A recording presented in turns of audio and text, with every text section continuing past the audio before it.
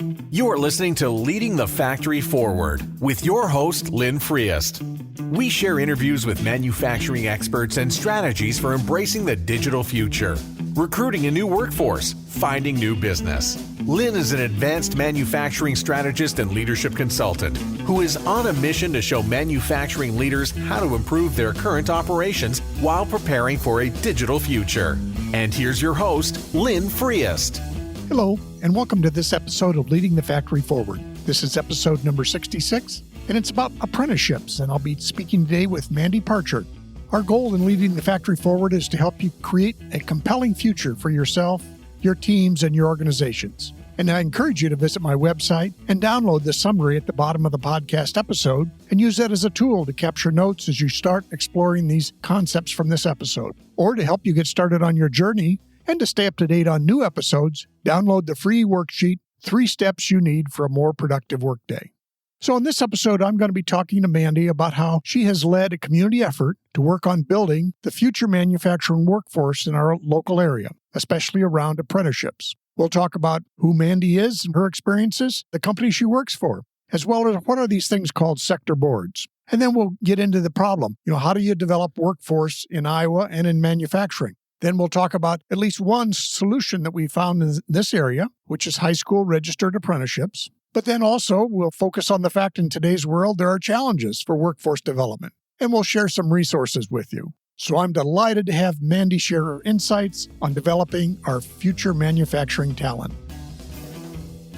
Well, again, I'd like to welcome Mandy Parchert to the podcast. And today we're going to be talking about some of the things that Mandy's worked on with our sector board, and we'll explain all these things about developing workforce. Again, we'd like to share with the audience some of the ideas that people are doing to successfully develop a new manufacturing workforce. So just to lead in there, Mandy, would you like to introduce yourself, a little bit about you? Yeah, absolutely. Thanks, Lynn, for having me on today. So as you mentioned, my name is Mandy Parchert. I work for HNI Corporation in Muscatine, Iowa, and I'm their workforce development business partner, which what that means is basically I work with anyone from K through 12 to community members, politicians, you name it, anyone necessary to increase awareness about the manufacturing industry, careers available, and really developing the talent today that we need in the future, specific to the manufacturing industry. So that's what I do now. A little background as I step back a bit. So I am originally from Macomb, Illinois, so a small town, not too far from this area. I went to St. Louis University for college, originally to study biology and on the pre-med route, and then transitioned later to the business school, where I studied human resources and information technology. And after college, it really set me up nicely for a recruiter position, focused mostly on information technology and just the, again, workforce technology needs in people and understanding our talent in our people and what that contributes to the technology side of our business. After a couple of years, I wanted to be closer to home and ended up moving to the Quad City region. And I continued my recruitment career, but worked for John Deere for about a year before coming over to HNI Corporation and helping them expand their recruitment center. So the majority of my career has been really focused on recruitment of talent that we need today. And it's only been probably the past few years that I transitioned my career to focus on our future needs and really the strategic outlook of what do we need in the future and how do we identify it today and develop it so that when we need the talent, it's there and it's ready. And so through my role with HNI, I've had the benefit to go actually back to get my master's degree. I recently completed my MBA with Western Illinois University out of Moline, and that really helped me take my general business knowledge and just expand it, which has been definitely applicable to my continued career. But also through my experience with HNI, I've had the opportunity to be a part of our local sector board, the Eastern Iowa, Western Illinois Advanced Manufacturing Sector Board, and I'm currently their chairperson. So what are sector boards is often a question that I get. And ultimately, we're a collaboration of manufacturing companies and industry supporters dedicated to driving positive change in the industry. And locally, we have 4 sector boards: manufacturing, healthcare, IT, and then transportation. My main focus is, of course, on the manufacturing side. And as I think about our goals of the Manufacturing Sector Board, it very much aligns with my goals and roles and responsibilities through my role here with HNI Corporation and ultimately what's invited me to your podcast here today. Well, thank you, Mandy. And I'd like you to talk a little bit about HNI, but also HNI is doing this for a reason. I think you've shared in the past some of the reasons. You've done some demographic work about how you need to actually go out there and find new talent. Yeah, so HNI Corporation, we're a manufacturer of workplace furnishings and building products that really operates under two main segments, the commercial furnishings and the residential building products, which is mostly fireplaces or our hearth products. The other big business is obviously office furniture, but that's really adapted significantly as a result of the pandemic. We actually provide whole new product lines more around PPE in the workplace, as you think of plexiglass walls, toe poles, anything to help with non-touch and to really take our previous collaborative settings and make them safe during a pandemic. Our offerings have changed significantly as a company, but we've been in business for decades. Strong manufacturing company headquartered in Muscatine, Iowa. We have 40% of our business here locally. That equates to about 4,000 employees or what we call members. And it's been great to work for a company that takes such pride in workforce development. Because what I found through working with other companies and either just through other stages of my career, recruiting specifically for the future workforce is often the responsibility of multiple people, but it takes a lot of effort, especially as we look at some of these niche functions that require specific trainings and understandings and long-term strategy. It takes focus. And so it's been exciting to be in this role that was recently developed with true focus on the workforce development. Great. I wondered if you could again, I know you've done some work on what the problem is out there and that we're trying to address with manufacturing workforce development. I wonder if you could speak to that a little bit. Yeah, absolutely. So the problem as a whole is that there's more people with college degrees than there are jobs that require college degrees. In addition to that, college is really expensive, especially when it's not aligned to a career that will pay it off. I think currently, or the last time I looked, there was $1.56 trillion in student loan debt across the United States. Just an amazing amount of investment that doesn't always apply to the career path. In addition, as you look at the lack of available and qualified talent in our current workforce, for that mid-level or that skilled job that's often required and needed in manufacturing. One of the metrics I recently saw is that specific to Iowa, 54% of Iowa jobs are considered skilled. So they don't necessarily require a 4-year college degree, but they require more than a high school education, while only 34% of the workforce is considered skilled. So that's a pretty significant gap based on what's needed in the industry versus what the current workforce offers. And so the Future Ready Iowa initiative is actually a really great solution that kind of drives registered apprenticeships and other solutions. But the idea of driving 70% of Iowans to have some level of post-secondary education by 2025, it helps employers, it helps education, it helps us think differently to really drive the change as we think about education and closing this gap within the workforce and the skills that are needed. The other piece of the problem, as I've recognized it, is that there's just in general a lack of awareness of the manufacturing industry in students and schools today.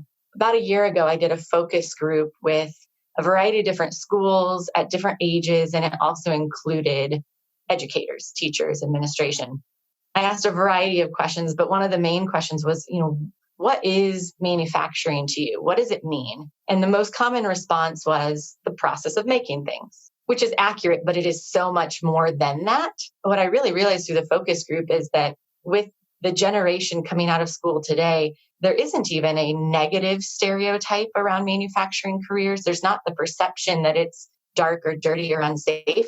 They just don't know at all what it means or what goes on behind the walls that maybe they drive by every day. So that's what really empowered me to invest time and energy and drive change within HNI around, it's not even changing the perception of manufacturing, but we really need to increase the awareness of what the careers available are now and in the future.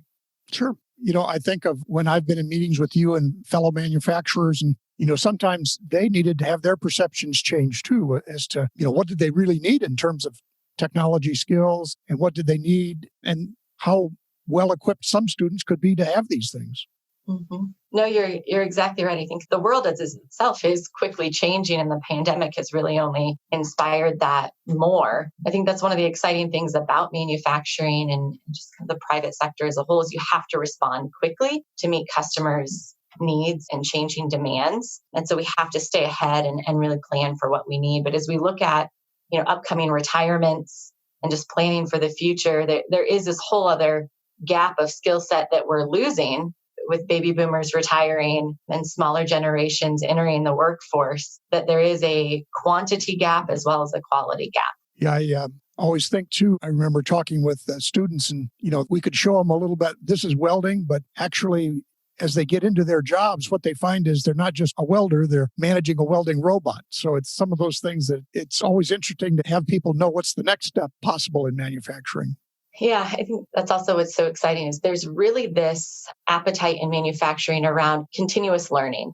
I think it's easy to think that once you're out of high school or out of college or completed a training program that you're done learning, but really that just opens up the door to a ton of other education paths. And it maybe looks different once you're in the workforce, maybe not as formal or even in a classroom setting, but the idea of adapting to changing processes and new technology. We've implemented millions of dollars of new technology, and we've had skilled trade professionals that have been in our business for 40 plus years, and they're truly experts in their field. But you bring in this new technology and new machinery, and they're learning from the start also. It's exciting, it's challenging, it's frustrating, but we have to continue to adapt, continue to learn at all stages of our careers to keep up with the demands of the future. Sure, absolutely. So moving on to, I'll say, the strategic solutions been working on, maybe you could explain how you've connected with the educational institutions and other manufacturers to start looking at this bigger picture of filling our workforce needs. Yeah, I think the first step, and it's always my call to action to educators as well as industry partners, is start the conversation.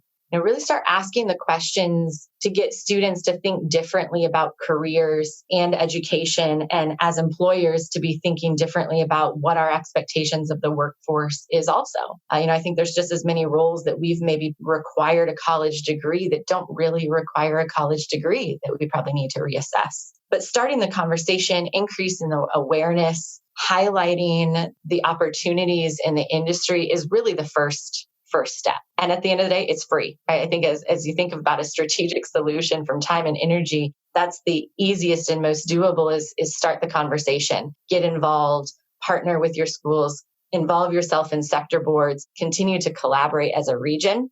Because I've talked to numerous what you could consider competitors of HNI Corporation, but when it comes to our talent, we're in it together. We often steal talent from each other, as we call it. We have an opening and we'll find someone from John Deere or from Kent or wherever it might be. And then a month later, it's reversed. They have an opening and they're pulling from our talent pool. And so there really is just a lack of available talent. And if we can come together as a region and as an industry to increase the number of qualified and available talent, it takes away our reliance on the minimal talent pool that we currently have within each other. And so it truly is mutually beneficial. So that's always, I think, the first step. The next opportunity is around upskilling our current workforce as well as that future workforce. And so primarily today, I wanted to talk about high school registered apprenticeship programs specifically. They're definitely a newer concept, probably over the past 2 to 3 years, but we're to the point now where there's definitely some established programs that are in place that for any new company or new school interested in this concept, the foundation is there. And it would be easy to leverage and create more programs that are customized and adaptable to a specific occupation or a specific school. So to back up a little bit and kind of talk about really what high school apprenticeships are, they're really that win-win solution that tackles many of the aspects of the problem that I already mentioned. So they allow us to identify a career path earlier in a student's education experience. I'll give some specifics about the structure of the program here in a couple minutes, but in addition to talking earlier about careers and enrolling students in a program that develops skills to an education path while they're in high school, it also allows employers to provide valuable work-based learning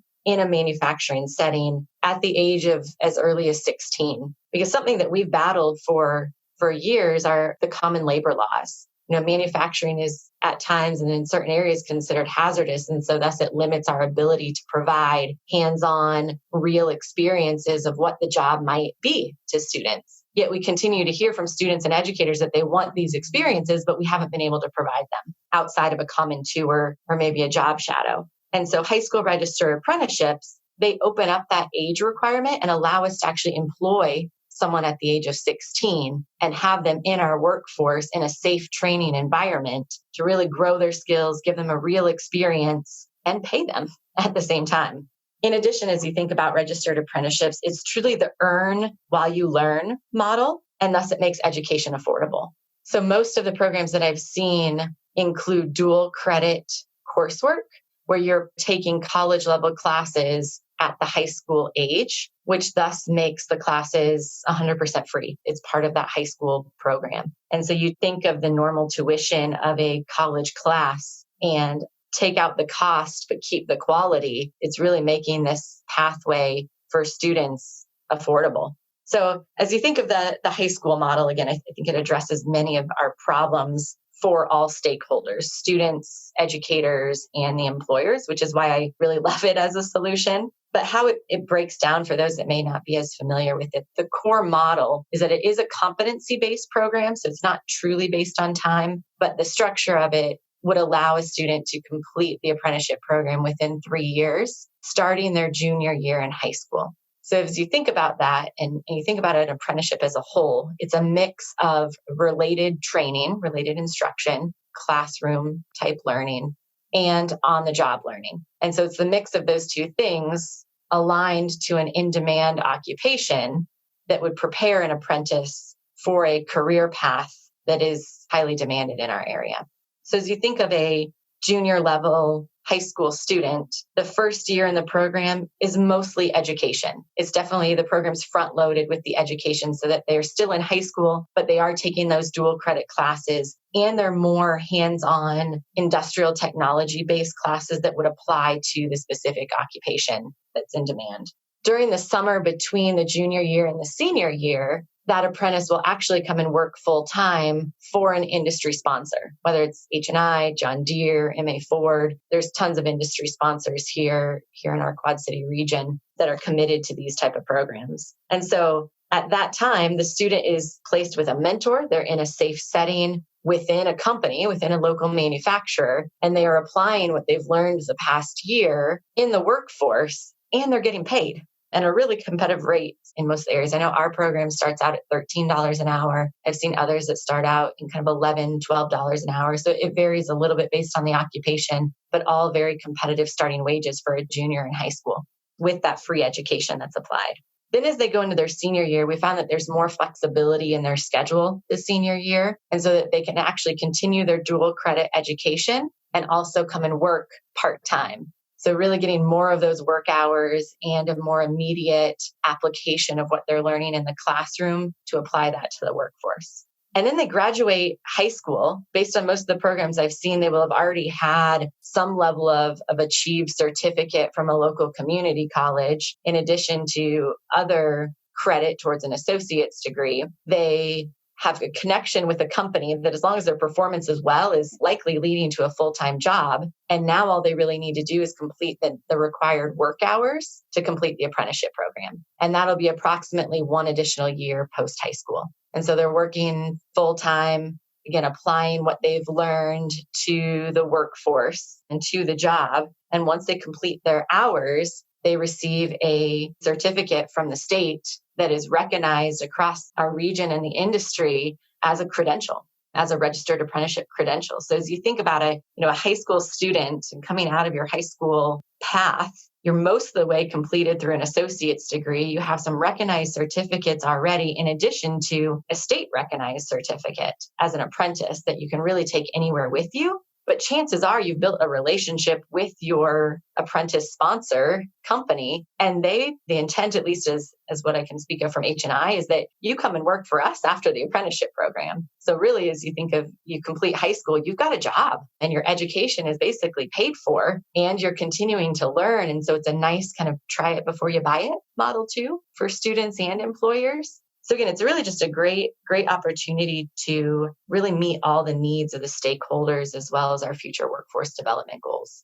Yeah, a couple things I've also noted, Mandy, was one, as you designed the programs, I know you involved the manufacturers and the schools so that, everybody was comfortable that, yes, what was being taught was what was needed and it was, appropriate for the educational setting. So when I was involved in that, I was really appreciated that collaboration between the manufacturers and the schools. Yeah, again, it's definitely one of those benefits that it takes all three partners. I think in our more traditional education format, you have a high school that either partners with a company to provide a tour, some type of experience, or you're partnering with the local community college or university to provide dual credit education. But the chance to put all three together in this model that gives you both, gives you the work experience, the hands-on learning, as well as that continued education is pretty remarkable. And yeah, everyone has a voice. When HNI was planning our program, other companies in our region have focused on welding because that's been their needs. Our needs are much more around CNC operation and CNC programming. And so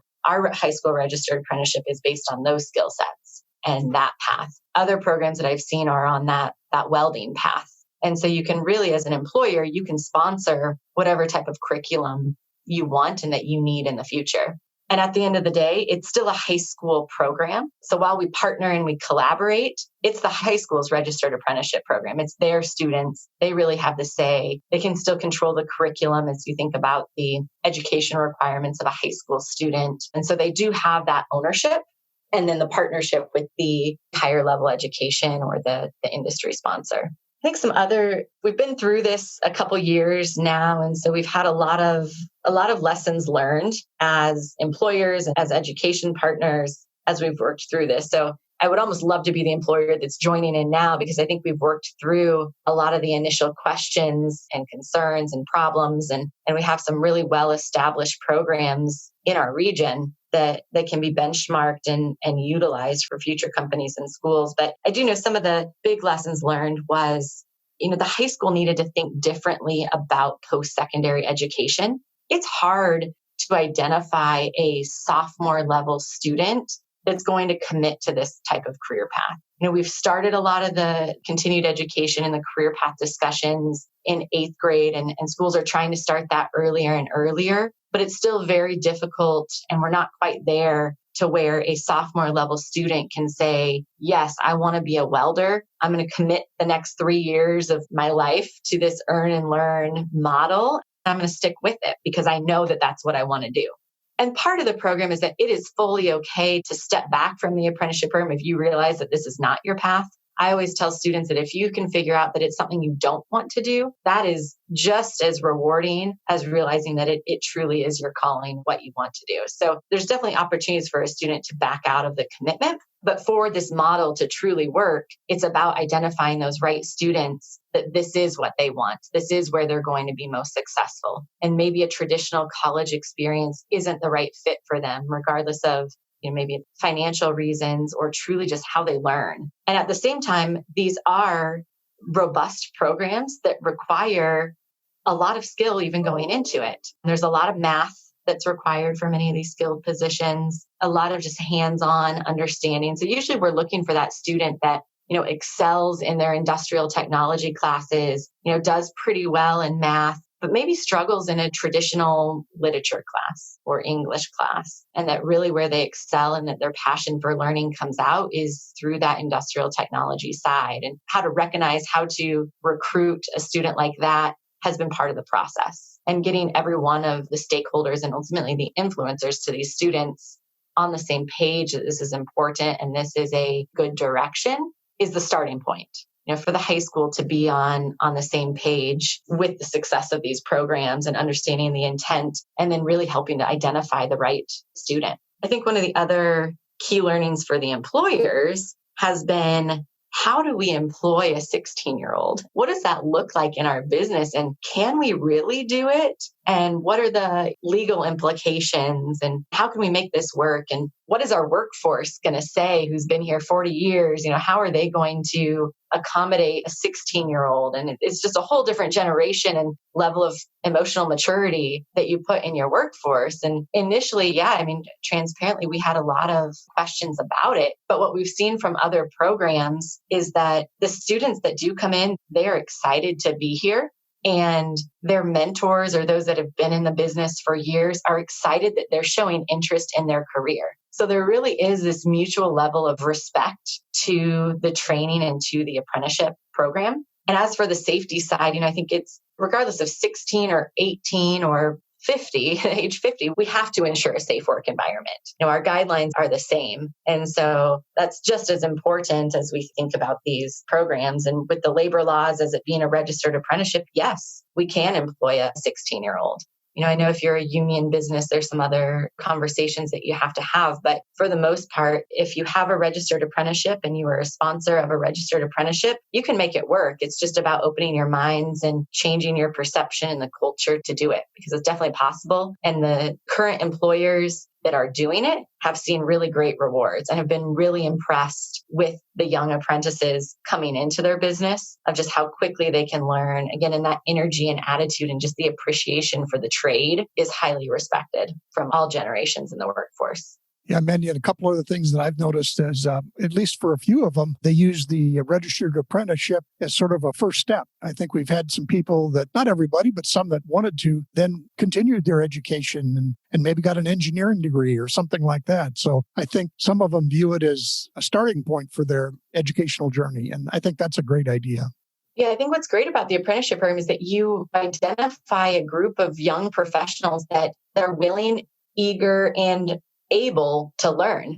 As we previously discussed, that continuous learning is important through all stages of your career. And you're absolutely right. This is just that first step. It's an entry point into a skilled role. Can you be a welder forever? Sure. Do you want to be? Maybe not. And so it takes, and it shows, and you have the credentials that you can learn and that you're willing to learn for the career. And then you just modify it slightly to advance your career further. I know with ours here at HNI, it's more of that CNC operation focus, but our hope is that our high school interns, they become CNC operators. And after a few years, they're then qualified for what we call our skilled trades or our maintenance craftsperson apprenticeship. So again, it would be another apprenticeship program, but it is, again, that earn to learn model to advance their skills to that next level of their career. And another thing that occurred to me is this program is that as we try to broaden the group of people that we attract, our employees from and underserved populations or just, get more people, this apprenticeship program allows people to experience the manufacturing environment who may not have, for whatever reason, they may not have had relatives that have been involved in manufacturing or simply had no concept of it. And this allows them to work their way through it and decide, is this for me? So I think it gives everybody a chance to experience the manufacturing environment that may not have had that experience before. It takes away some of the fear, right? Kind of the try it before you buy it. Like, yes, this is a commitment. Yes, it's an investment. But if I realize that it's not for me, I can step back. And I think that provides a level of comfort that this truly is meant to be an opportunity to identify careers, increase awareness, and then also develop those skills. And I think as an employer too, yes, we want every high school apprentice to fill an immediate need in our company. But that's not necessarily realistic. And, even if a student decides, this isn't for me right now, I want to play football in college, I want that experience. Okay, great. Go get it. Chances are, though, you still now know who I am as a company. You know more about the career path and manufacturing. And chances are you're probably going to come back later. And that if that's what you decide is your path, okay. But I've still done my part to increase the awareness and help develop those skills.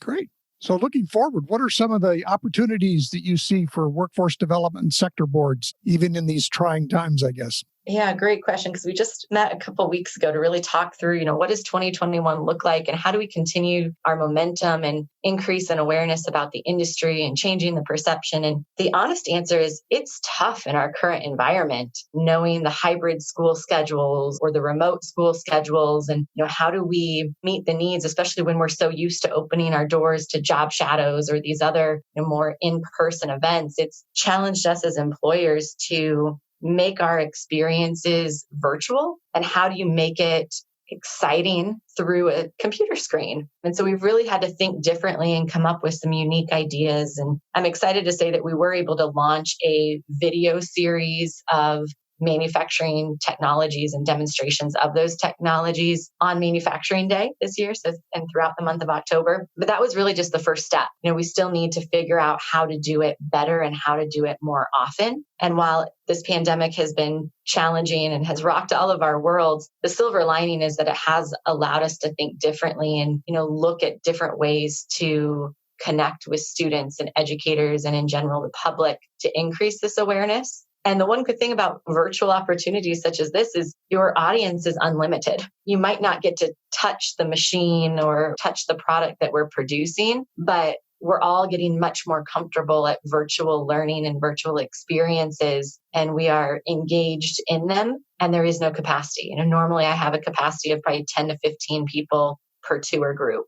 I can have 100 students participate in a virtual tour. And so there's definitely opportunities that are exciting about this new normal, as they say, but we still have to continue to adapt and figure out how to get there. So in my world and how I see it, that's definitely the greatest challenge within workforce is how do we adapt virtually and what does it look like moving forward? And I think the challenge is equal to the schools because they're still surviving every day just to figure out how to provide their normal curriculum, let alone these extracurricular opportunities that although they value, they can be difficult to execute. They're struggling to control the attendance on their virtual days, let alone, who's participating in what. And so there's still a lot that we need to work through. I think I'm more optimistic going into 2021 because I feel like we've all had a semester essentially to work through these virtual aspects and we are becoming more comfortable with it.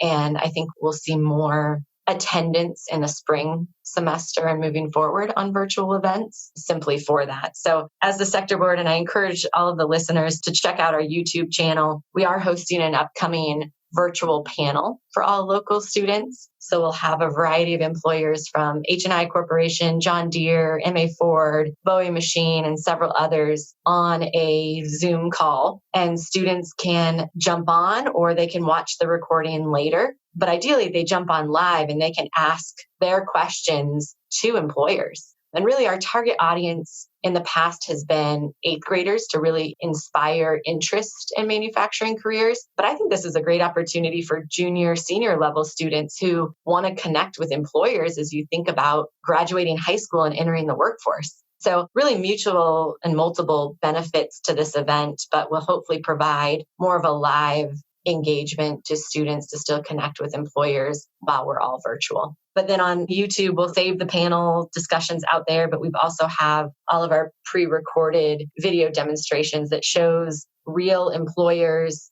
in their workspace, showing some of the top technologies in manufacturing that are actually used today and relating it to education. So those are just great tools that can be used not only for students, but educators to build into their curriculum moving forward. Sure. And we will include links in our show notes to the YouTube channel and those files. Now, another thing I just wanted to point out is that, Mandy, you and the Secretary Board did a nice job putting together video production capabilities so that the manufacturers didn't have to make this all up themselves. And I think that, again, made it easier for manufacturers to participate. Yeah. And again, that's one of the great things about the sector board is we can really collaborate resources. And in addition to local manufacturers on the sector board, we have those industry supporters, which includes Eastern Iowa Community College, Blackhawk College, other insurance firms, communication firms, anyone that their customers might be manufacturers are involved. And we have a really active board. So it does provide a lot of internal resources at our fingertips that we can use. And it also somewhat levels the playing field, if you want to think of it that way, from large company to small privately owned business. It allows all the same resources to every company in our region in the manufacturing industry. And so, again, just a great way to collaborate, especially given this past year when there's been so much uncertainty. I've spent quite a bit of time just on different calls or meetings or emails with other companies on, are you guys taking temperatures or not for new employees? Or are you requiring masks or not? And what have been some of your communications that you've rolled out? Or what are some of the issues you've seen? And so